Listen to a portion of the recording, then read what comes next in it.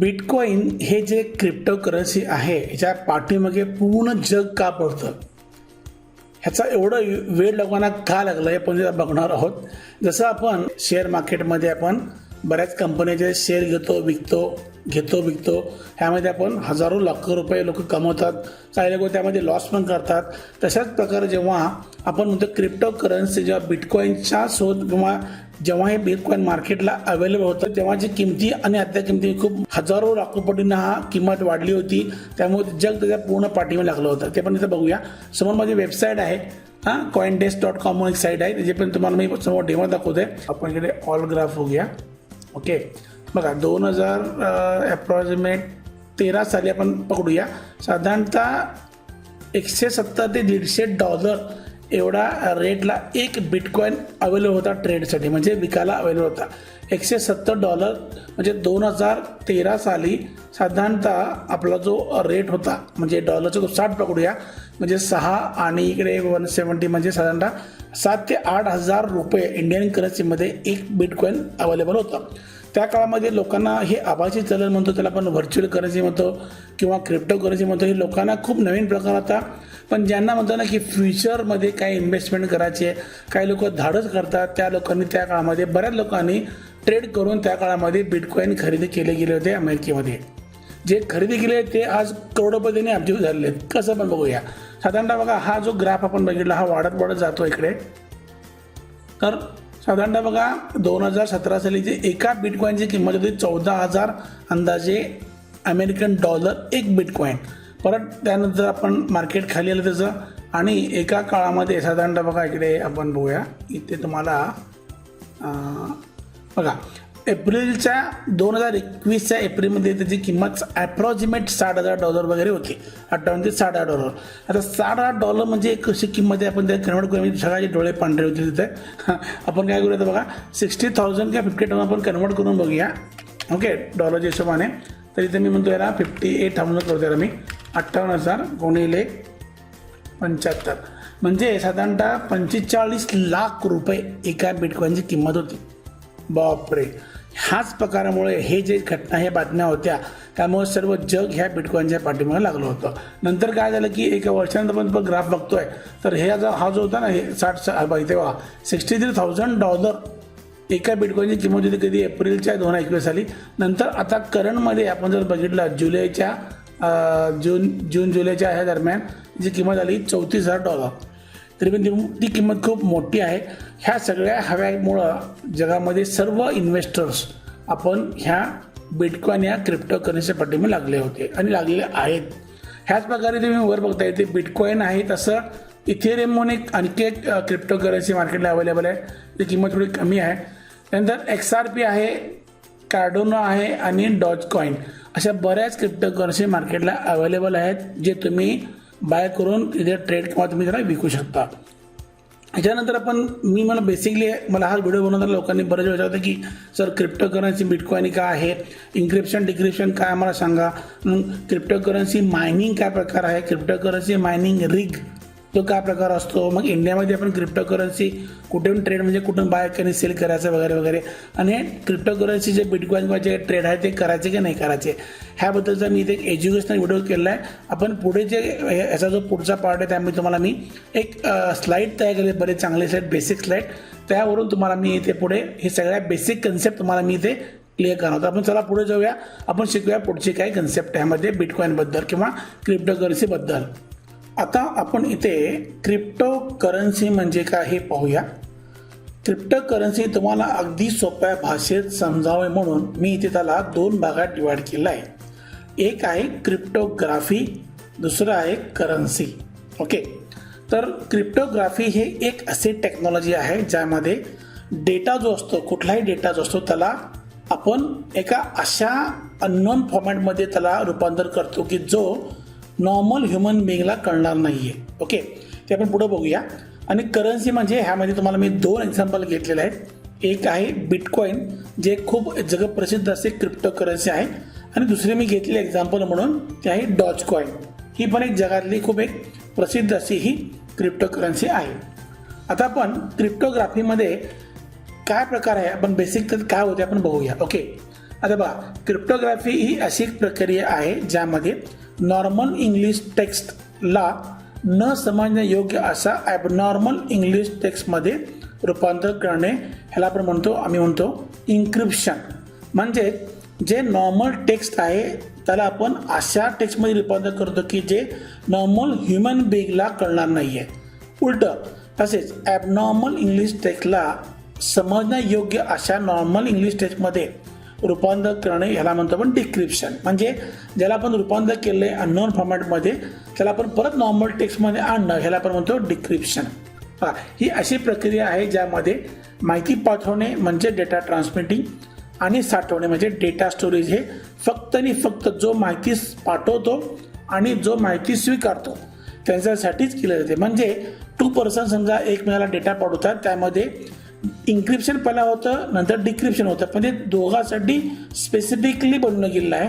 त्यामध्ये ह्या टेक्नॉलॉजीला म्हणतो क्रिप्टोकरन्सी क्रिप्टोग्राफी याला म्हणतो, लक्षात ठेवा. ओके, आता मी तुम्हाला छोटंसं एकदा एक्झाम्पल देतो, तुम्हाला एक्झॅक्ट कळून येईल की काय एक्झॅक्टली प्रोसेस घडते आपल्या या क्रिप्टोग्राफीमध्ये. ओके, हे बघा, आता 2 आहेत. एक मित्र राम आहे, त्याला श्यामला एक मेसेज पाठवायचा आहे. समजा आपण एक्झाम्पल आहे, आपण म्हणूया की व्हॉट्सअप घेऊया. ओके, व्हॉट्सअपला श्याम म्हणतो हॅलो श्याम, तर तो मेसेज श्यामला हॅलो श्याम म्हणून दिसतो त्याच्या मोबाईलवरती. हा मोबाईल धारक आहे राम, हा मोबाईल धारक आहे श्याम. ओके, परंतु ही माहिती जर नेटवरून तुमच्या श्यामला, रामनी पाठवल्यामध्ये श्यामला पोहोचत असेल तर हॅलो श्याम हे जगाला कळेल ही माहिती इथे आपल्या डिजिटल ज्या आपल्या मीडियामधून जात आहे. असे काय होते की ज्यावेळी माहिती खूप सेन्सिटिव्ह असते, जसं की बँकेचे डिटेल किंवा तुमचे मनी ट्रान्झॅक्शन म्हणा, किंवा एखादं गुप्त आपले डेटा असतो की जो सिक्रेट डेटामध्ये वेपन्स आहेत, किंवा एखादा आपला जो गव्हर्नमेंटचे डेटा असतात ते असतात, तर ते नॉर्मल आपण जर ओपन टू ओपन मार्केटला मध्ये कोणी त्याला जर माहिती चोराचा प्रयत्न केला, आपण हॅकर्स म्हणतो, तर त्यांना माहिती मिळू नये म्हणून ही प्रक्रिया घडली जाते. ही सिक्युरिटी प्रोसेस आहे, लक्षात ठेवा. म्हणून जेव्हा हा हॅलो मेसेज आपण मोबाईलद्वारे समजा आपण एक्झाम व्हॉट्सअपवर पाठवतो तेव्हा ही माहिती इन्क्रिप्शन होते आणि हॅलो श्याम ही असं तिथे, लक्षात ठेवा. हे बघा, हे आता जर मी हॅलो श्याम समजा हा मेसेज असा दाखवला तुम्हाला तुम्हाला तो कळणार नाही आहे, बरोबर आहे. तर हा मधला जो पार्ट आहे, कुठला पार्ट, हा पार्ट, हा आणि इथला हा जो मधला पार्ट आहे ना, हा आपला ओपन पार्ट आहे. म्हणजे जो नेटवरून डेटा ट्रान्समिट होतो तो पार्ट आहे. तिथे तुम्हाला ही माहिती कोणाच्या हातात नॉर्मल इंग्लिश टेक्स्ट रिडेबल टेक्स्टमध्ये मिळणार नाही, ह्याला म्हणतो इन्क्रिप्शन. नंतर मग काय होतं की मोबाईलच्या सॉफ्टवेअरमधून त्याला डिक्रिप्ट करून परत ते हॅलो श्याम म्हणून अशी आपला मेसेज श्यामला मिळतो. ओके, आता बघा, मी पुन्हा इथे खाली डिस्क्राईब केले, राम श्यामला हॅलो श्याम हा मेसेज पाठवतो. तो मेसेज न समजण्या अशा इंग्रजी अक्षरात इन्क्रिप्ट प्रोसेसमध्ये करून श्यामला पाठवला जातो. नंतर हाच मेसेज डिक्रिप्ट प्रोसेस करून समजेल अशा इंग्रजी अक्षरात रूपांतर करून श्यामला मिळतो. ह्याला म्हणतो क्रिप्टोग्राफी म्हणतो. ह्याचा बेस पकडूनच आपली क्रिप्टोकरन्सी बनवली गेलेली आहे. ओके, आता इथे सिंपल भाषेत म्हणतो क्रिप्टोकरन्सी म्हणजे काय. परत, क्रिप्टोकरन्सी म्हणजे जी करन्सी डिजिटल स्वरूपात आहे. ओके, आणि क्रिप्टोकरन्सीला आपण आभासी करन्सी सुद्धा म्हणले जाते की जी दिसू शकत नाही. म्हणजे जसं आपण इंडियन रुपये पकडतो, 500 नोट आहे, 1000 नोट आहे, 2000 नोट आहे, आपण त्याला हातात पकडू शकतो, बरोबर आहे. परंतु क्रिप्टोकरन्सी डिजिटल स्वरूपात असल्यामुळे तुम्हाला डोळ्यातही दिसत नाही, लक्षात ठेवा, पण ती डिजिटल फॉर्मॅटमध्ये आहे. म्हणून ह्याला कधी कधी आपण म्हणतो की व्हर्च्युअल करन्सी किंवा याला म्हणतो आपण आभासी करन्सी सुद्धा याला म्हणलं जाते. आता आपण क्रिप्टोकरन्सी कशा प्रकारे त्याचं ट्रेडिंग होतं हे सगळ्या गोष्टी आपण पुढे शिकण्याच्या अगोदर मी तुम्हाला एक सर्वसाधारण आपण जे बँकिंग व्यवहार कसे चालतात हे आपण तुम्हाला मी समजून सांगतो. तुम्हाला ते माहितीच आहे, हे समजणं गरजेचं आहे, कारण ह्याच्या बेसवरनं पुढचा पार्ट आपल्याला क्रिप्टोकरन्सीमधला आहे. ओके, बघा, आता इथे आपण एक्झाम्पल घेतलेलं की राम हा समजा एक्झाम्पल इंडियामध्ये आहे आणि श्याम हा समजा अमेरिकेत आहे. ओके, जेव्हा रामने समजा $1000 त्याला समजा श्यामला पाठवायचे असतील तर ते पैसे आपल्याला ऑनलाईन ट्रान्सफरद्वारे पाठवले जातात. ओके, बरं, आता जेव्हा राम हा श्यामला पैसे ट्रान्सफर करतो तर त्यामध्ये सगळ्यात महत्त्वपूर्ण तर तिथं बँक आहे. ओके, तर बँकेचं काम काय की जेवढे काय व्यवहार होतात त्या व्यवहाराची पूर्ण नोंद बँकेत असते. तसं राम हा कोण आहे, कुठला आहे, त्याचा ॲड्रेस काय आहे, त्याचा पॅन कार्ड नंबर काय आहे, तो त्याचा आधार कार्ड नंबर काय आहे, त्याचा इथे बघा, इथं त्याचा नंबर आहे, हा बँकिंग तुमचा जो अकाउंट नंबर आहे, ही सगळी माहिती बँकेकडे असते. आणि सेम तसंच श्यामची सुद्धा त्याचं पूर्ण नाव काय, तर कुठे राहतो, त्याचा पॅन कार्ड नंबर काय, अमेरिकेत त्याचे काय आय डी काय त्याची असणार आहे, तर कुठे, ही सगळी माहिती, त्याचा सुद्धा नंबर, ही सगळी माहिती आपल्या बँकेकडे असणार आहे. त्यामुळे जेवढे काय इथे व्यवहार होणार आहे त्याची पूर्ण नोंद हा तिसरा मध्यस्थी जो आहे तो सगळ्यात महत्त्वाची बँक आहे. तर एव्हरी ट्रान्झॅक्शन ती 1 रुपयाची असू दे किंवा लॅक्स ऑफ रुपये असू दे, त्याची पूर्ण नोंद बँक करते. म्हणजे इथे थर्ड पार्टी इन्व्हॉल्वमेंट बँकेचे आहे, ते आपल्याला महत्त्वाचं आहे, डोक्यात तुम्ही ठेवून घ्या. ओके, आपण पुढे जाऊया. क्रिप्टो करन्सीमध्ये काय होतं माहिती आहे की क्रिप्टो करन्सीमध्ये राम आणि श्याम सेम. जेव्हा रामला काही क्रिप्टो करन्सी श्यामला पाठवायचे, तर त्यामध्ये मध्ये इथला थर्ड पार्टी कोण पण नाही आहे, कोणती एखादी संस्थेची याला गरज लागत नाही आहे. तर हे तिथे कोण असतात, जे कोण काम करतात आपण पुढे बघणार आहोत. तर याच्यामध्ये रामचा हा जो दिसतो ना, हा त्याचा एक युनिक आय डी आहे. म्हणजे असं म्हणतो की बँकेत आपला एक बँकेचा अकाउंट नंबर असतो, तसा याचा युनिक आय डी आहे, जो हा राम तो रिप्रेझेंट करतो. तसंच श्यामला पण एक युनिक आय डी आहे, जो त्याचा एक क्रिप्टो करन्सी होल्डरचा एक तो नंबर आपल्याला ते मानता येईल, लक्षात ठेवा. ओके, आता मी थोडं पुढे जाऊया पुढे. आता बघा क्रिप्टो करन्सीचे फायदे काय, तर पहिला बघूया. कोणत्याही तिसऱ्या मध्यस्थी प्रतिनिधीची गरज नाही. म्हणजे असं बँक आहे त्यामुळे तिथे कुठलेही मध्यस्थी, त्यामुळे त्याला खर्च खूप कमी आहे, लक्षात ठेवा. कोणतेही भौगोलिक अडथळे नाही आहेत. म्हणजे कसं की तुम्हाला कुठलाही करन्सी होल्डर समजा तो कुठे असू दे, त्याला कुठून कुठेही त्याला पैसे पाठवला, काही त्याला कुठल्याही प्रकारची अडचणी त्याला येणार नाही आहेत. ओके, कमीत कमी प्रोसेसिंग फी. आता तुम्ही म्हणता की प्रोसेसिंग फी कोण घेतात, ते आपण पुढे बघूया. ह्यामध्ये बँक नाही, पण काही लोक ह्यामध्ये असणार आहेत की जे हे ट्रान्झॅक्शन म्हणजे हे मनी क्रिप्टो करन्सी पाठवणे आणि घेणे विकणे वगैरे मध्ये काही त्यांचं काम असणार, ते कोण आहे ते पुढे त्यांची जी प्रोसेसिंग फी आहे ती अत्यंत कमी असते, लक्षात ठेवा. आणि कमीत कमी वेळेत एकाकडून दुसऱ्याकडे पाठवण्याची कालावधी अगदी काही सेकंद किंवा मिनिटांमध्ये. इथं असं होतं की कधी कधी आपण बघितलं की काय तुम्हाला एक्झाम्पल माहीत असतील की जेव्हा मी समजा आता अमेरिकेतून माझ्याकडे पैसा पाठवला होतो, तो बँकेत येताना आपल्याला एक साधारणतः 4 तास किंवा 1 दिवस 2 दिवसांत तो पैसा कधी बसतो. ह्या प्रोसेसमध्ये ह्याला कुठल्याही प्रोसेसमध्ये क्रिप्टो करन्सी ट्रान्सफर तुम्हाला काही सेकंद किंवा त्याला काही मिनिटं त्याला पुरेसे, लक्षात ठेवा. ओके, आता क्रिप्टो करन्सीचे तोटे काय आहेत. कोणत्याही चुकीचे व्यवहार झाल्यास त्यात बदल होऊ शकत नाही. बघा, हा असा इश्यू आहे ना की बँकेमध्ये जर तुम्ही चुकीचा व्यवहार झाला केला तर तुम्ही बँकेला पकडू शकता की बाई चुकल्यावर होतं किंवा असं झालं, बँक त्याचा जबाबदारी घेते, लक्षात ठेवा. इथे कसं की याच्यामध्ये बँकेच्या ऐवजी यामध्ये अनेक लोक काम करतात, ते पुढे बघणार आहोत. त्याला आपण मायनर म्हणतो, ते पण पुढे समजून घेऊया. त्यामुळे तिथे कुठलेही व्यवहार झाल्यानंतर तुम्हाला त्याला करेक्शन करता येणं शक्य नाही. म्हणजे मला पाठवायचे 1000 आणि मी पाठवलं 1,00,000, तर तुम्हाला इथे करेक्शन व्हायचे चान्सेस इथे खूप कमी आहेत. कोणतेही बेकायदेशीर व्यवहार यामध्ये केले जाऊ शकतात. एक्झाम्पल यालाच आम्ही म्हणतो डार्क वेब, म्हणजे काळं वेब असं म्हणूया किंवा डार्क वेब म्हणतात, ज्यामध्ये बेकायदेशीर हत्यारे म्हणजे आपण वेपन्स, नैसर्गिक ड्रग असे बरेच गोष्टी आहेत की ज्यामध्ये दोघा पार्टींना कुठल्याही प्रकारचा इव्हिडन्स म्हणजे खरेदी विक्रीला ठेवायचं नाही आहे, असे व्यवहार ह्या क्रिप्टो करन्सीमध्ये आता होतात, लक्षात ठेवा. ओके, आता क्रिप्टो करन्सीचे ट्रेडिंग म्हणजे खरेदी विक्री भारतामध्ये कायदेशीर मानले जातात का? 100% हो. 6 एप्रिलला 2018 साली RBI रिझर्व्ह बँक ऑफ इंडियानं सर्व बँकिंग संस्थांना सांगितलं की क्रिप्टो करन्सी ट्रेडिंग खरेदी विक्रीला बंदी घातली होती. म्हणजे 6 एप्रिलच्या म्हणण्यानुसार RBI भारतामध्ये कुठलाही व्यक्ती हा क्रिप्टो करन्सी विकत घेऊ शकत नाही किंवा विकू शकत नाही, ह्या दोन्ही गोष्टी तेव्हा बॅन होता, म्हणजे तेव्हा परवानगी नव्हती. परंतु त्याच काळामध्ये काही कंपन्यांना, काही वित्तीय संस्थांना कोर्टामध्ये धाव घेतली, सुप्रीम कोर्टात, आणि केस स्टँड केली.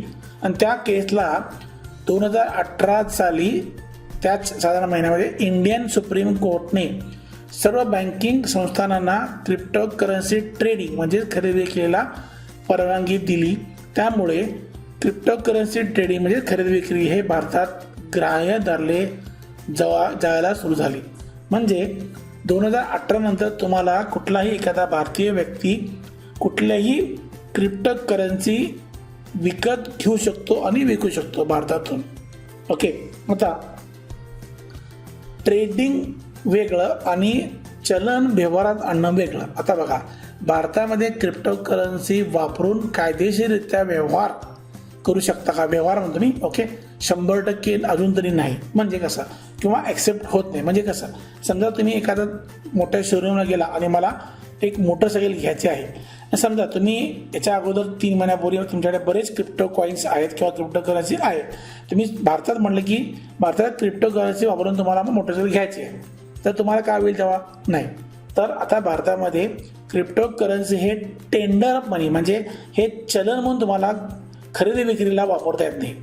समजून घ्या, क्रिप्टोकरन्सी तुम्हाला ट्रेडिंग करता येते. म्हणजे तुम्ही क्रिप्टोकरन्सी घेऊ शकता आणि विकू शकता, पण क्रिप्टोकरन्सी तुम्ही भारतामध्ये चलनात वापरू शकत नाही. म्हणजे एखादी वस्तू विकत घ्यायला तुम्ही ती वापरू शकत नाही. समजलं? ओके. आता त्याच्या पुढे पण काय, पुढच्या टॉपिकला जाऊया. जेव्हा जेव्हा आपण क्रिप्टोकरन्सीचा उच्चार होतो, कुठे तुम्ही नेटवर बघा, टी व्हीवर बघा, सोशल मीडिया बघा, तिथे तुम्हाला एकच शब्द बऱ्याच ठिकाणी रिपीट होतो, तो म्हणजे ब्लॉकचेन. आपण आता ब्लॉकचेन काय त्याची आपण बेसिक माहिती पण घेऊया. आता हा आहे तो ब्लॉक, समजून घ्या. ह्या ब्लॉकमध्ये काय असतं, एका ब्लॉकमध्ये युजर्स लेजर डेटा, म्हणजे युजरच्या बऱ्याच गोष्टी, ह्यामध्ये अनेक हजारो लोकांचे जे क्रिप्टोकरन्सीचे व्यवहाराची माहिती ह्या एका ब्लॉकमध्ये स्टोअर केली लक्षात ठेवा. हॅश म्हणजे काय, तर माझ्या भाषेमध्ये ह्या ब्लॉकचं नाव आहे, ह्या ब्लॉकचं एक XYZ नाव आहे. आणि त्यामध्ये तुम्हाला म्हटलं तुम्ही हॅश ऑफ प्रिव्हियस ब्लॉक. हे पण थोडंसं पुढे गेलं तुम्हाला एकदम ते अशा गोष्टी क्लिअर होतील. ह्यामध्ये डेटा, ह्या ब्लॉकचं नाव आणि ह्याच्या अगोदरचा जो ब्लॉक होते त्याचा सुद्धा नाव ह्या ब्लॉकमध्ये स्टोअर केलं असतं. त्याचं कारण काय हे पण पुढे बघूया. ओके. आता बघा, ब्लॉकचेन मला डेटामध्ये काय, बरं मी रिपीट करतो, कित्येक हजारो युजर्सचा डेटा ह्यामध्ये साठवलेला असतो. त्यामध्ये काय, तर फ्रॉम म्हणजे कुठल्या आपल्या क्रिप्टोकरन्सी कुठल्या युजरकडनं डेटा कुठं गेला आहे त्याची माहिती, किती अमाऊंट आहे किंवा कधी घटना घडली, त्याचं सगळं डिटेल तुम्हाला ह्या ब्लॉकमध्ये तुम्हाला स्टोअर केलं असेल, लक्षात ठेवा. ओके. आता आपण थोडं पुढे जाऊया. इथे हॅश, मी तुम्हाला म्हटलं होतं की हॅश म्हणजे काय, तर ह्या ब्लॉकचेन मधला एका जो ब्लॉक आपण घेतो त्या ब्लॉकचं नाव आहे. एक्झाम्पल बघा, हॅश, हा हॅश म्हणजे ह्याचं नाव आपण असं आहे बघा खाली माहिती. ओके. आता तुम्हाला खूप कन्फ्युजन वाटतं, मग तुम्हाला पहिला म्हटलं होतं की हे सगळं काय घडतंय क्रिप्टोकरन्सी मधला व्यवहार, तो क्रिप्टोलॉजी ह्या सायंटिफिक बेसवरती अवलंबून आहे. सगळे तिथे इन्क्रिप्शन डिक्रिप्शन जे घटना घडतात, त्यामुळे हे तुम्हाला त्या ब्लॉकचं नाव हे नॉर्मल टेक्स्ट पण असणार आहे. म्हणजे तुम्हाला एक्झाम्पल म्हणून आपण कसं घरचा ॲड्रेस बघतो, किंवा समजा आपण म्हणूया की block number 1 camp area Pune, असं नाही. इथे तो हॅश म्हणजे त्या ब्लॉकचं नाव आहे आणि ते नॉर्मल इंग्लिशमध्ये नसणार आहे, कारण because due to the security. Okay. आता आपण पुढे जाऊया. इथे बघा, थोडं तुम्हाला ह्या चॅप्टर किंवा हा जो साईड तुम्हाला तुम्ही जास्त लक्षात देऊया. इथे बघा, इथे मग ब्लॉक चेन काय आहे, परत रिपीट. इथे बघा, 2 किंवा 3 किंवा अनेक ब्लॉक हे एक आपण म्हणतो की व्हर्च्युअल किंवा आभासी चेननं जोडलेले असतात, त्याला म्हणतो आपण ब्लॉक चेन. हां, आता समजा जेव्हा ह्या ब्लॉकचेनची सुरुवात झाली, त्याचा जो पहिला ब्लॉक होता, त्या ब्लॉकच्या त्याला नाव आम्ही म्हणतो त्याला जेनेसिस ब्लॉक. हा पहिला ब्लॉक जो पहिला मार्केटला आपण स्टोअर करण्यासाठी तो प्रिपेअर किंवा आपण तयार केला गेला. तर जेनेसिस ब्लॉक्सला आम्ही खाली म्हणलं आहे. ह्या आपण एक एक्झाम्पल घेऊया. ह्या ब्लॉकचं नाव आहे ZMX1. मी तुम्हाला पूर्ण हे चॅप्टरवर पण किंवा स्लाईडवर जास्त जोर देऊया, तुमची सगळे बेसिक कन्सेप्ट क्लिअर लक्षात ठेवा. पुढचा जो ब्लॉक आहे, ब्लॉक नंबर 2, त्याचं हॅश म्हणजे नाव आहे J3KM. त्या पुढचा तिसरा जो ब्लॉक आहे त्याचं नाव आहे G2N6. हे सगळे ते त्याचे ब्लॉकची नाव आहेत. ओके. आता मी काय म्हटलं, प्रिव्हियस हॅश म्हणजे प्रत्येक ब्लॉकच्या अगोदरचे ब्लॉकचं नाव ह्या ब्लॉकमध्ये स्टोअर असणार आहे. एक्झाम्पल, आता बघा, हा जेनेसिस ब्लॉक हा पहिला ब्लॉक आहे, म्हणून त्याचं प्रिव्हियस नाव आहे 0. याच्या अगोदर कुठला ब्लॉक नव्हताच, त्यामुळे याचं नाव प्रिव्हियस हॅशचं नाव त्यामध्ये माहिती काही पण नाही आहे, तो 0 आहे. ब्लॉक 2 मध्ये बघा होतं, बघा ह्या ब्लॉक 2चं नाव आहे J3KM, परंतु ह्या ब्लॉकमध्ये पहिला जो जेनेसिस ब्लॉकचं नाव आहे ZMX1 ह्यामध्ये स्टोअर असणार आहे माहिती. हे बघा, प्रिव्हियस हॅश काय असणार आहे आपलं ZMX1. तसंच तिसरा ब्लॉकमध्ये दुसऱ्याचं आपल्याला हॅश नेम स्टोअर असतं. म्हणजे कसं, ह्या ब्लॉकचं हॅश नेम म्हणजे ब्लॉकचं नाव आहे G2N6, परंतु प्रिव्हियस हॅशचं नाव काय बघा J3KM ह्या बॉक्समध्ये ह्या ब्लॉकमध्ये स्टोअर असणार आहे. ह्याला खूप म्हणजे हे का केलं गेलं की याचं तुम्हाला मी पुढच्या स्लाइडमध्ये तुम्हाला समजावून सांगतो की हे सगळं सिक्युरिटी आहे.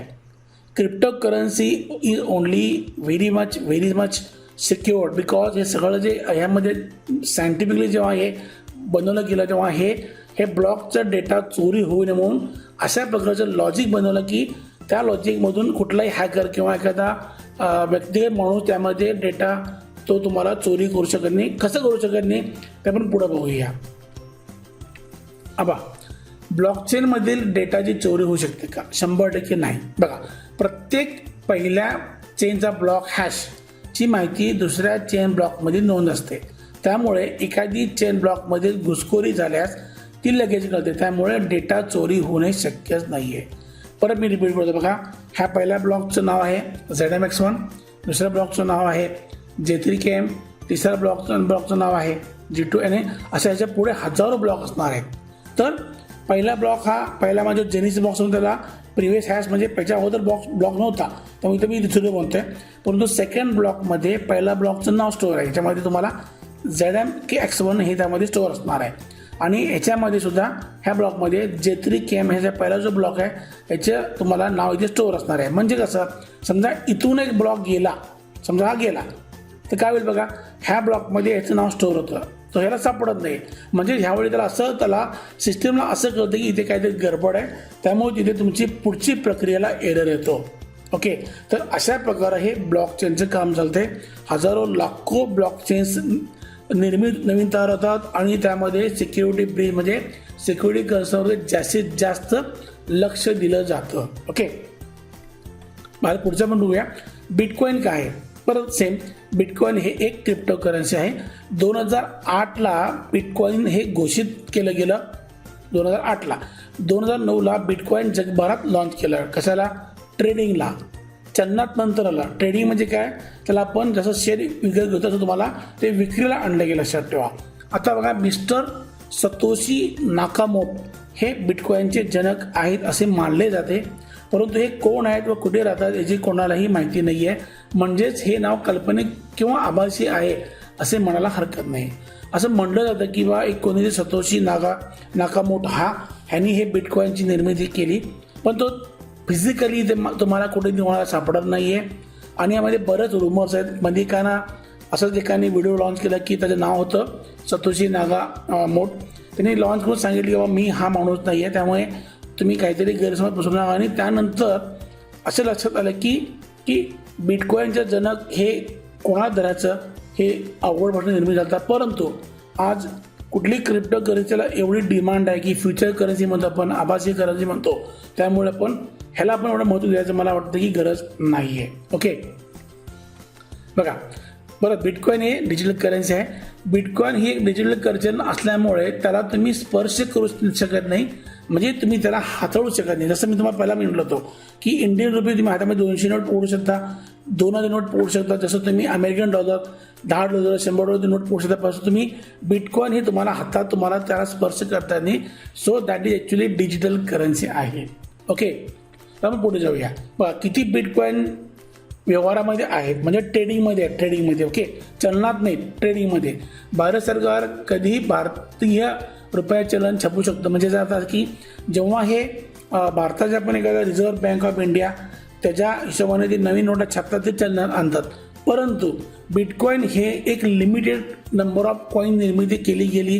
तुम्हाला म्हटलं की अगोदर 2008-2009 साली त्याची संख्या किती आहे, तर एकूण बिटकॉइनची चलनाची संख्या जी आहे ती साधारणतः आहे 2.1 कोटी फक्त. म्हणजे 2.1 कोटीच फक्त बिटकॉइन्स आपल्याला पाहायला म्हणजे ट्रेडिंगला आपल्याला अवेलेबल होतात. पण त्यापैकी वापरामध्ये बिटकॉइन किती बघा, ते फक्त आहेत आत्ता साधारणतः 1.86 म्हणजे 1.86 कोट असे बिटकॉइन आपल्याला मार्केटला ट्रेडिंगसाठी आहेत. म्हणजे लोक घेतात विकतात. हे किती आकडा आहे आपला आहे, तो आहे 1.68 कोटी. ओके, आता पुढे जाऊ तिथे. बघा आता थोडा पण पुढचा टॉपिक जो खूप महत्त्वाचा आहे, बिटकॉइनमधील व्यवहार कोण चेक करतं, खूप महत्त्वाचा क्वेश्चन आहे. तुम्हाला पहिला म्हणतो ते बघा, एक राम गृहस्थ इंडियात आहेत, श्याम गृहस्थ अमेरिकेत आहेत. जेव्हा रामला काही पैसे श्यामला पाठवायचे किंवा श्यामला काही पैसे रामला पाठवायचे, तेव्हा ही जी मनी ट्रान्झॅक्शन ट्रान्सफर होतात जे आपले ऑनलाईन ट्रान्सफर म्हणतो मनी ट्रान्सफर, त्यामध्ये सगळ्यात महत्त्वाचं थर्ड पार्टी कोण आहे तर बँक आहे. बरोबर आहे. आता बिटकॉईनच्या थोडंसं गडबड वेगळी आहे. बिटकॉईनमध्ये कुठली थर्ड पार्टी एजन्सी किंवा एखादं राष्ट्र, राज्य, स्टेट, ओनर कोण नाही आहे. तर ह्याच्यामध्ये कसं की इथे तुम्हाला जेव्हा जेव्हा हे व्यवहार होतात त्यामध्ये व्यवहार चेक कोण करतं, म्हणजे व्यवहार हे प्रॉपर ठिकाणी चाललेले आहेत, प्रॉपर गणित आहेत आणि त्याची ऑथेंटिसिटी म्हणजे त्याची तुम्ही सिक्युरिटी चेक करणं किंवा हा व्यवहार प्रॉपर झालेला आहे, होणार आहे आणि होत आहे, हे कोण चेक करतं तर ते चेक करतं बिटकॉईन मायनर्स. आता बिटकॉईन मायनर्स कोण आहे ते आपण पुढे बघूया. ओके, हे बघा क्रिप्टो करन्सी मायनिंग म्हणजे काय. आज जगभरात रोज लाखो क्रिप्टो करन्सीमधून ट्रेडिंग व व्यवहार होतात. या व्यवहाराची सत्यता व्हेरिफिकेशन पडताळण्याचे काम मायनर्सद्वारे केले जाते. हे सर्व व्यवहार क्रिप्टोग्राफीमध्ये केले जातात, त्यामुळे ही खूप अशी क्लिष्ट अशी अवघड गणिती प्रक्रिया आहे. मायनर्स या कामाला खूप प्रगत असे कम्प्युटर्स वापरून व्यवहाराची सत्यता व्हेरिफिकेशन पडताळण्याचे काम करतात. या कामासाठी त्यांना काही भागामध्ये क्रिप्टो करन्सी मोबदला किंवा बक्षीस म्हणून दिले जातात. बघा तुम्हाला मी परत रिपीट करतो, इथे कुठलेही एखादी सिंगल थर्ड पार्टी असे बँक अशी कुठलीही थर्ड पार्टी एजन्सी नाही आहे. तर ह्या व्यवहार करताना एवढे प्रचंड व्यवहार होतात, त्यामध्ये ट्रेडिंग होतात की तो व्हेरीफाय कोण करणार आहे. मी असं म्हणतो की बाबा माझे पैसे बँकेला, मी अमेरिकेतून इंडियात आले पण बँकेतून मला पैसे आले नाहीत, तुम्ही कोणाला पकडतो, मी बँकेला पकडतो. इथे कसं की हे सगळं जे प्रोसेस आहे ह्यामध्ये थर्ड पार्टी नसल्यामुळे मायनर्स म्हणजे प्रकार आहेत. माइन म्हणजे काय तुम्हाला माहिती आहे मला का, खाण. मायनर म्हणजे कोण, खाणी ते खुदाई करणारे. तर हे असे व्हर्च्युअल असे बरेच हजारो लाखो लोक आहेत की जे मायनिंगचे काम करतात. त्यांचं काम मी तुम्हाला परत बोललो तेव्हा हे तुम्हाला याच्यावर मी सांगितलं होतं की हे जे आहे कुठलं तेव्हा याच्यामध्ये तुम्हाला मी इथे जे म्हणलं की तुम्हाला की व्हेरिफिकेशन प्रोसेस कोण करतात तर हे करतात मायनर्स. ओके, तर मायनर्स हे जे आहेत ते कोण आहेत तर तुमच्या माझ्याकडे लोक आहेत. बरं, हे डेटा मायनिंग किंवा क्रिप्टो करन्सी मायनिंग कसं होतं की काय होतं आपण ते पुढे बघूया. बघा बिटकॉईन मायनिंग म्हणजे काय. क्रिप्टो करन्सी मोठ्या प्रमाणात मायनिंग करण्यासाठी सुपर कम्प्युटर्स, मेनफ्रेम कम्प्युटर्स वापरले जातात. छोट्या प्रमाणात मायनिंग करण्यासाठी कम्प्युटर रिग वापरले जातात. आता बघा तुम्हाला सांगितलं की एवढ्या प्रचंड प्रकारे गणिती प्रक्रिया सेकंदात पार पाडण्यासाठी तुमच्याकडे सुपर कम्प्युटर किंवा मेनफ्रेम कम्प्युटर असणं गरजेचं आहे. म्हणजे जे मायनर्स आहेत जे हे क्रिप्टो करन्सी चेकिंग करतात, व्हेरीफाय करतात, त्यांच्याकडे जेवढा मोठा कम्प्युटर असेल, म्हणजे मोठा म्हणजे याचा अर्थ की जेवढे प्रगत की त्यांचा स्पीड खूप प्रचंड आहे, सुपर कम्प्युटर आहेत, मेनफ्रेम आहेत, ओके, त्यांच्याकडनं हे मायनिंगचं काम केलं जातं. परंतु ते मोठ्या प्रमाणात होतं. पण समजा आपल्याकडे छोटं, म्हणजे मी छोटा आहे का घरामध्ये, मी इंडियामध्ये, मी अमेरिकेत आहे, मी रशियामध्ये आहे, मी जर्मनला आहे, तर मला मायनिंग करायचं आहे. तर त्यासाठी तुम्हाला मी म्हणतो की ते कम्प्युटर रिग म्हणजे छोट्या प्रमाणात कम्प्युटरचं जाऊन तुम्हाला क्रिप्टो करन्सी मायनिंग तुम्हाला ह्यात करता येतं. ओके, बघा क्रिप्टो करन्सी मायनिंग रिग म्हणजे काय. हे बघा हा कम्प्युटर आहे, त्याला मी म्हणतो कम्प्युटर रिग. तुम्ही नीट जर बघितलं याच्यामध्ये कम्प्युटर तुम्ही जर कधी खोलून बघितलं त्यामध्ये बघा हा SMP आहे, हा मदरबोर्ड आहे, याच्यावरती प्रोसेसर फॅन आत आहे, ह्याला छोटी हार्ड डिस्क असते आणि वरती बघा 1 2 3 4 5 6 ग्राफिक कार्ड्स आहेत. बघा मी परत रिपीट करतोय, एका छोट्या क्रिप्टो करन्सी मायनिंग रिगमध्ये एक खास computer motherboard, processor, RAM, hard disk, power supply, अनेक high end graphic card, monitor व मायनिंग सॉफ्टवेअरचा समाविष्ट असतो. रात्रंदिवस हे रिग चालू असतात व त्यांच्या कामाबद्दल क्रिप्टो करन्सी त्यांना मोबदल्यामध्ये दिली जाते किंवा त्याला बक्षीस मिळते, ह्याला म्हणतो मायनिंग असे म्हणतात. आता प्रश्न असा आहे की तुम्हाला माहिती आहे की कम्प्युटरमध्ये ग्राफिक कार्ड, जे लोक कम्प्युटरमध्ये गेम खेळायला खूप त्यांना आवडतो त्यांच्या कम्प्युटरमध्ये ग्राफिक कार्ड लावले असतात. ग्राफिक कार्डच्या किमती 4,000 पासून 2-2 लाखपर्यंत आहेत. याचं कारण असं की जेव्हा आपण कम्प्युटर गेम खेळत नसतो तुम्ही तेव्हा त्या पाठीमागं कम्प्युटरला खूप मोठ्या प्रमाणात गणिती प्रक्रिया करायची, ज्यामुळे तुम्हाला एखादा गेम तुम्हाला फिजिकल ॲक्टिव्हिटीमध्ये दिसते. जसं कार आपण पळवतो, विमान उडवतो, आपण गोळ्या एखाद्या गेममध्ये आपण गोळ्याचे फायरिंग करतो, त्यामध्ये फिजिक्स आहे. हे सगळं तुम्हाला प्रोसेसिंग करायला तुम्हाला गणिती आकडेवारी तुम्हाला खूप मोठ्या प्रमाणात कॅल्क्युलेशन, लाखो कॅल्क्युलेशन करावं लागतात. तर ग्राफिक कार्ड हे असं एक डिव्हाइस आहे ज्यामध्ये तुम्हाला ते गणिती काम करायचं APU part, arithmetic processing unit part खूप मोठा असतो. ज्यामध्ये जास्त गणिती प्रक्रिया करण्याचं एक त्यामध्ये पार्ट आहे की जो तुम्हाला हेल्प करतो कम्प्युटरला. म्हणून ह्यामध्ये ग्राफिक कार्ड लावले जातात. 1 2 नाही 50 50 100 100 ग्राफिक कार्डचं एक मायनिंग रिग बनतं. तर हे रिग तुम्ही लावल्यानंतर तुम्हाला एक सॉफ्टवेअर घ्यायला लागतं. तिथून तुमची प्रक्रिया सुरू होती की तुम्ही डाटा मायनिंग करता. तर डाटा मायनिंग करण्यामुळे तुम्हाला ह्या क्रिप्टो करन्सीकडून तुम्हाला एक प्रकार तुम्हाला एक गिफ्ट किंवा त्यामध्ये बक्षीस. का तुम्ही काय करताय, बिकॉज यू आर चेकिंग जे ट्रान्झॅक्शन होतात ते तुम्ही चेक करतात लक्षात ठेवा. त्यामुळे तुम्हाला त्यामध्ये बक्षीस मिळतं, त्याला म्हणतो अवॉर्ड म्हणतो. ते असे अवॉर्ड तुम्ही घेऊन तुमच्याकडे त्याची बॅलन्स वाढतो. म्हणजे समजा मी आता असं समजलं म्हणलं गेलं की म्हणजे मी असं प्रॅक्टिकल बघितलेलं आहे की इंडियामध्ये बऱ्याच ठिकाणी दिल्ली वरच्या साईडला UP म्हणा इकडे साईडला ना लोकांनी कम्प्युटर रिग लावलेले आहेत. त्याची किंमत 10 लाख ते म्हणतात. 10 लाखमध्ये त्याचं म्हणणं असं होतं की जर ते कम्प्युटर रिग ते वर्षभर चालवले तर पहिल्या 6 ते 7 महिने त्यांचे 10 लाख वसूल होतात. मग पुढे त्यांना ते पुढचं जो तुम्ही मायनिंग करणार आहे ते तुमचं नेट प्रॉफिट असणार लक्षात ठेवा. तर हे आपलं आहे कम्प्युटर मायनिंग रिग. आता बिटकॉइन किंवा इतर क्रिप्टोकरन्सीमध्ये गुंतवणूक करायची का नाही, खूप महत्त्वाचा क्वेश्चन आहे. बघा, बिटकॉइन हे खूप अस्थिर असे क्रिप्टोकरन्सी आहे. का बरं? बिकॉज तुम्हाला म्हणतो की जसं शेअर मार्केट आपलं एखादं न्यूज उघडते किंवा आपला एखादा जो अर्थमंत्री काहीतरी न्यूज सांगतो की मग मार्केट खाली येतं किंवा वर होतं आहे, किंवा एखादा मायक्रोसॉफ्टचा बिल गेट म्हणतो की मला हे शेअर आवडत नाहीत, तो रेट खाली येतो वर होतो. अशा प्रत्येक काही छोट्या मोठ्या जगभरातल्या घटना आपल्याला शेअर मार्केट जसं खालीवर करतं तर सुद्धा हे क्रिप्टोकरन्सीमध्ये कुठल्याही करन्सी जसं बिटकॉइन आहे हे पण खूप अस्थिर आहे. याचे रेट खाली होत असतात. एक्झाम्पल बघा, डिसेंबर 2017 साली एक बिटकॉइनची व्हॅल्यू होती $19,000, म्हणजे एक बिटकॉइन 13,30,000. मार्च 2020ला एक बिटकॉइनची किंमत खाली आली, ती आली डायरेक्ट $5,800 म्हणजे 4,20,000. परत एप्रिल 2021 साली बिटकॉइनची व्हॅल्यू झाली $60,000, म्हणजे साधारणतः 44,40,000 रुपये इंडियामध्ये. आणि जून 21मध्ये डायरेक्ट त्याची किंमत दिली परत $34,700, म्हणजे 25,64,000. म्हणजे जर तुम्ही लक्षात आलं की तुम्हाला जर माझा ट्रेड मार्केटचं तुम्ही जर ट्रेडिंग करणार असाल तर याचा रेट कायम खाली वरत असतो. त्यामुळे गुंतवणूक करणं हे इन्व्हेस्टमेंट आहे. जसं मी म्हटलेलं की बऱ्याच ठिकाणी शेअर मार्केटमध्ये म्हटलं जातं की मला असे बरेच लोक शेअर मार्केटमध्ये भेटतात की समजा तुमच्या खिशात एक 10,000 रुपये आहेत, तर त्यातले तुम्ही 2,500 असे रिझर्व ठेवा की ते लॉंग टर्मला इन्व्हेस्ट करा. जे तुम्हाला असे म्हणजे तुम्ही ते इन्व्हेस्ट केले ते मिळतील की नाही याची मला शाश्वती नाही आहे.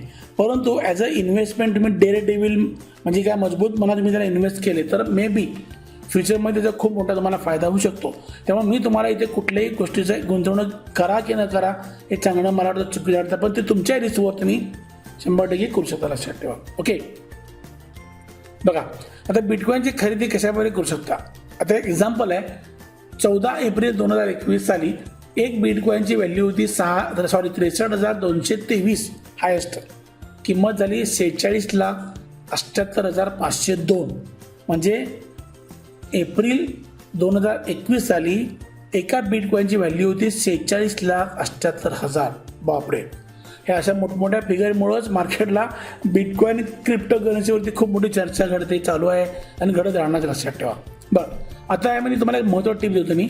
तुमच्याकडे 46 लाख असण्याची गरज नाही आहे. आता मी म्हणतो 46 लाखाला एक कॉईन, आम्ही काय करायचं, तर मी असं म्हणतो की एक बिटकॉइन किंवा त्याचा छोटासा भाग तुम्ही सुद्धा ट्रेडिंगद्वारे विकत घेऊ शकता. हे सगळ्यात त्यामध्ये ॲडव्हान्टेज पॉईंट आहे. एक्झाम्पल, समजा मी 0.001 बिटकॉइन विकत घ्यायचं ठरलं तर त्याची ह्या रेटप्रमाणे किंमत होती फक्त 46,78, म्हणजे 4,778 रुपयाला तुम्ही 0.001% ऑफ द बिटकॉइन तुम्ही खरेदी करून ठेवू शकता लक्षात ठेवा. आता तुम्हाला एक गोष्ट सांगतो मजेशीर. जेव्हा 2000 आपण म्हणलं की तुमच्या साईड म्हणलं की 2008, 9, 10 साल अमेरिकेमध्ये जेव्हा हे लोकांना माहीत पडलं की हे क्रिप्टोकरन्सी आहे किंवा बिटकॉइन आहे हे वगैरे वगैरे आहे किंवा अजून बाकी करन्सीमध्ये आहेत बरेच, तुम्हाला पुढे मी बोलणार आहे, तेव्हा जे लोक लॉंग टर्मला इन्व्हेस्टमेंट करणारे लोक आहेत त्यावेळी त्यांनी 100, 200, 500, 1000 बिटकॉइन घेऊन ठेवले होते आणि ते just like for investment. Okay, तर तुम्ही विचार करा ज्याच्याकडे 1000 कॉईन असतील बिटकॉइन त्याची किंमत काय असणार आहे विचार करा. डोकं ठिकाणावर राहत नाही आहे. त्यामुळं मी म्हणतो की बिटकॉईन तुम्ही ॲज अ इन्व्हेस्टमेंट तुमच्याकडे, मी परत म्हणतो तुमच्याकडे समजा 10,000 आहेत घरामध्ये पडून, त्यातले तुम्ही 5,000 इन्व्हेस्ट करा आणि त्याला विसरून टाका. त्याला तुम्ही लॉंग टर्म विचार करा. मे बी मी म्हणतो मे बी ते तुम्हाला खूप मोठ्या प्रमाणात तुम्हाला त्याचा परतावा देऊ शकतात. ओके, आता कोणती क्रिप्टोकरन्सी आपण जास्त फायदेशीर आहे ट्रेडिंगसाठी? म्हणजे असा क्वेश्चन मला बराच लोक विचारत होते की कुठली क्रिप्टोकरन्सी मी बाय किंवा खरेदी करणार ती बरं होईल. तर मी काय म्हणतो, सर शेअर मार्केटमध्ये ज्या कंपनीचे कॅपिटल मोठं असतं, एक्झाम्पल विप्रो, टाटा, इन्फोसिस, जे मोठमोठ्या बँका, जे मोठमोठे त्यांचे कॅपिटल मोठमोठ्या कंपन्या आहेत, रिलायन्स, तर त्यांच्या शेअरला आपण जास्त प्रेफर का करतो की त्यांचं खूप मोठं असेट मार्केटला आहे, स्थावर म्हणतो मी मालमत्ता खूप मोठी आहे. अशा लोकांचे शेअर पण का घ्यायचे की मला माहिती आहे की हे लोक डुबणार नाही आहेत. त्यामुळं माझं असं सरळ म्हणणं की क्रिप्टोकरन्सीमध्ये बिटकॉईनला काय प्रेफर की बिटकॉईनची जी पर्सेंटेज मार्केट म्हटलं तुम्ही तर लक्षात द्या. खाली बघा, मी इथं ग्राफ घेतलेला आहे. बिटकॉईनची साधारणतः मार्केट 100% कॉन्ट्रीब्युशन आहे. 47% लोकांकडे बिटकॉईन आहे. 11.5 लोकांकडे अदर कॉईन्स आहेत. लाईट ऑन जे कॉईन आहेत ते 2.1 आहेत. NEM 3% आहे. इथेरियम 16.7 आहेत आणि रिपल हे 19.7. म्हणजे जास्त जो समभाग कोणाचा तो बिटकॉईनचा आहे. म्हणून मी ते म्हटलेलं आहे, जसं शेअर मार्केटमध्ये ज्या कंपनीचे कॅपिटल मोठे आहे त्यात गुंतवणूक करून या फायदे. म्हणून असे बिटकॉईनचे क्रिप्टोकरन्सीमधले खूप मोठी व जुनी कंपनी आहे, त्यामध्ये खरेदी व्यवहार जास्त होतात. म्हणून बिटकॉईन क्रिप्टोकरन्सीला जास्त प्राधान्य दिले पाहिजे. आता बघा, मी इकडे खाली ना साईडला मला बरेच क्रिप्टोकरन्सी नाव देतो. हे बघा, बिटकॉईन, लेटॉन, लाईटकॉईन, वायकॉईन, इथिओस, डॅश, बाईटकॉईन, वेव्स, रिपल, क्यूटम, इलॅस्टिक, इथेरियम, नानो, बँको, मोनेग, नेम, NXT, डॉजकॉईन, हे फेमस आहे का खूप. विचेन, मग आर्चेन, डॉगकॉईन, झेडकॅश, टेलार, कार्डोना, आयोटा. ओके, इथं असे बरेच क्रिप्टोकरन्सी मार्केटला आहेत. पण मी जर तुम्हाला किंवा अनेक लोक काय म्हणतात की ऑल आर गोइंग टू, सगळ्यांचं एकच म्हणणं आहे की तुम्हाला जर ट्रेडिंग करायचं असेल तुम्ही तर you go for bitcoin only, because त्याचं मार्केटमधलं शेअर खूप मोठं आहे. आता यातलं 2 स्लाईड छोटे आहेत बघा. भारतामध्ये क्रिप्टोकरन्सी ट्रेडिंग कुठं करायचं, तर मी पण अकाउंट खोलेलं आहे, मी पण काही इन्व्हेस्टमेंट केलेलं आहे. तर CoinDCX ही जी कंपनी आहे इंडियातली आहे, त्याचं काम बरंच मोठं आहे. मी त्याला बरेच दिवस त्याला चेक करत होतो की याच्यावर पण विसंबून किंवा विश्वास ठेवून याच्यावरती आपण क्रिप्टोकरन्सीमधलं व्यवहार करायचा. मी तेव्हा नंतर ठरवलं की हा ठीक आहे, कंपनी चांगली वाटते. तर CoinDCX या भारतातील कंपनी जगातील अनेक वेगवेगळ्या क्रिप्टोकरन्सीमध्ये ट्रेडिंग करण्याचे प्रगत असे CoinDCX वेबसाईट व CoinGo, DCX कॉईन असे ॲप बनवले आहे. त्यात तुम्ही 10 रुपयापासून तुम्ही सुरुवात त्यात करू शकता. म्हणजे इव्हन तुम्ही 10 रुपयेसुद्धा तुम्ही कुठलेही क्रिप्टोकरन्सी तुम्ही बाय करू शकता किंवा विकू शकता, लक्षात ठेवा. आणि त्यांचं जे आहे ते DCX लर्न म्हणून एक त्यात सुविधा आहे, ज्याच्यात तुम्ही तिथे लर्नला तुम्ही गेला की ते तुम्हाला बऱ्याच गोष्टी, म्हणजे खूपशा गोष्टी ज्या तुम्हाला क्रिप्टोकरन्सीबद्दल जाणून घ्यायची किंवा शिकायचे ते तुम्हाला इथे पाहायला मिळतील. भारतामध्ये क्रिप्टोकरन्सी ट्रेडिंग कुठे म्हटलं परत CoinDCX, CoinDCX Go, CoinDCX ॲपमध्ये रजिस्ट्रेशन आहे. माझं एक मी लिंक तुम्हाला शेअर करतो इथे बघा. या लिंकवर तुम्ही लिंक टाईप करून जॉईन करा आणि रजिस्ट्रेशन करून घ्या. किंवा जर तुम्ही माझा हा व्हिडिओ यूट्यूबवर पाहत असाल तर ह्या यूट्यूबच्या व्हिडिओच्या खाली डिस्क्रिप्शनमध्ये मी लिंक दिली आहे, ती कॉपी करा, तुमच्या ब्राउझरमध्ये पेस्ट करा, त्याला क्लिक मारा आणि तुम्ही तुमचं रजिस्ट्रेशन पूर्ण करून घ्या आणि तुमचं कुठलंही क्रिप्टोकरन्सी तुम्हाला ह्या CoinDCXमध्ये तुम्हाला खरेदी किंवा विक्री करता येईल. तर मला असं वाटतं की ह्या व्हिडिओमध्ये तुम्हाला मी एक बेसिक नॉलेज दिलं आहे की क्रिप्टोकरन्सी काय, इन्क्रिप्शन काय, डिक्रिप्शन काय, मग बिटकॉईन काय, त्याचा शोध कधी लागला, त्याचे रेट्स कसे होते, बस सगळ्यात महत्त्वाचं म्हणजे क्रिप्टोकरन्सी मायनिंग कोण करतं, त्याला काय लागतं. ओके, ह्या सगळ्या गोष्टी मी तुम्हाला ह्या व्हिडिओमध्ये सांगितल्या आहेत. तुम्हाला जर हा व्हिडिओ चांगला आवडला तर तुमच्या ग्रुपमध्ये, तुमच्या मित्रामध्ये, तुमचा सोशल मीडिया प्लॅटफॉर्म आहे, जसं फेसबुक आहे, व्हॉट्सअप आहे, ट्विटर आहे, ह्यामध्ये हे माझी लिंक तुम्ही शेअर करा. आणि परत मी तुम्हाला लास्टला आता बोलतोय, क्रिप्टोकरन्सीमध्ये इन्व्हेस्टमेंट रिस्की आहे, परंतु ॲज अ इन्व्हेस्टमेंट म्हणजे तुम्हाला बरं म्हणतो की तुमच्या समजा खिशात 1,000 रुपये असतील तर तुम्ही 500 रुपये तुम्हाला वाटतं की मी ह्याला रिझर्व करू शकतो आणि ते तुम्ही ठेवा, त्यामध्ये त्याची खरेदी करा आणि त्याला लॉंग टर्मला ठेवा. त्यामध्ये ट्रेडिंग करत बसू नका. मला असं म्हणणं आहे की लॉंग टर्मला करा, 2 वर्ष, 5 वर्ष, 10 वर्ष, त्यानंतर तुम्ही त्याची किंमत आहे की त्याला विकून टाका. तर माझा व्हिडिओ बघितल्याबद्दल सगळ्यांना धन्यवाद. काळजी घ्या, टेक केअर. कोविडचं चालू आहे, काळजी घ्या, मास्क वापरा, सोशल डिस्टन्स पाळा आणि स्वतःवर स्वतःच्या कुटुंबाची काळजी घ्या. धन्यवाद, थँक्यू आणि जय हिंद.